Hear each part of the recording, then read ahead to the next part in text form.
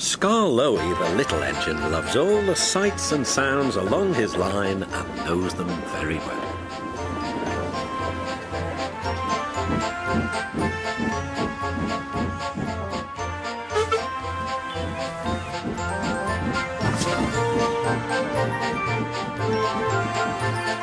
One morning, soon after he returned from being mended, he was enjoying his journey more than ever before. Along the way, he met Rusty. "You know," he said, "if I couldn't see these familiar faces and places, I'd think I was on a different railway. You've done wonders with these rails." Rusty laughed. "I'm glad you're pleased. Manager said let's mend the track so well he won't know where he is." And we did. And you didn't, if you take my meaning. Scarloey liked this hard-working diesel. "There's still one bad bit," warned Rusty. "Just before the first station, an engine might come off there, particularly Duncan. He will rock and roll along the line. Look at him right now. I shouldn't like his passengers hurt." "Quit about me. I'm a plain-speaking engine and I believe in plain speaking. Speak up." Rusty warned Duncan about the bad bit of line. "Huh," grunted Duncan. "I know my way about. I don't need smelly diesels to tell me what to do." Rusty felt hurt. Duncan banged about the yard. Then he clattered crossly to the station. James was already there, waiting for him. "You're late," he snapped. "Oh, no," said Duncan. "It's that smelly diesel's fault. Rusty tries to teach me how to stay on the rails and then goes off leaving me to find my own cultures."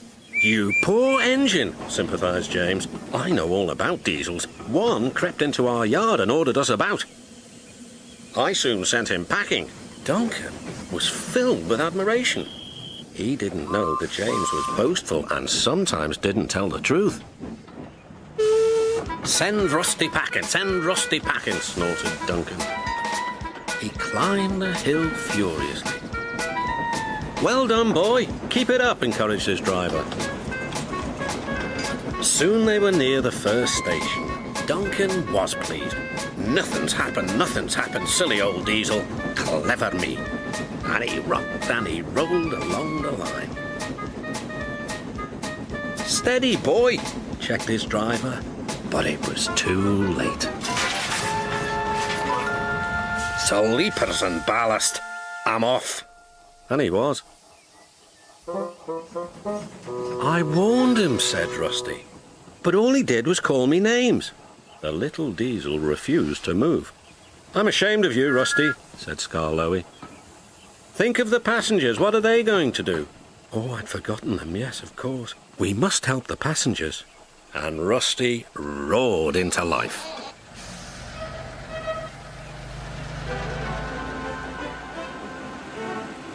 Duncan stood sad and solitary.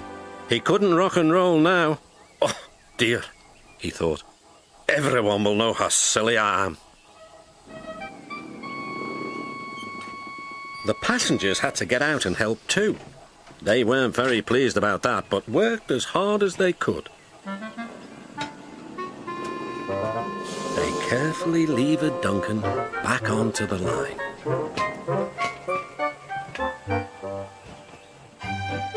After that, Duncan was extra careful all day.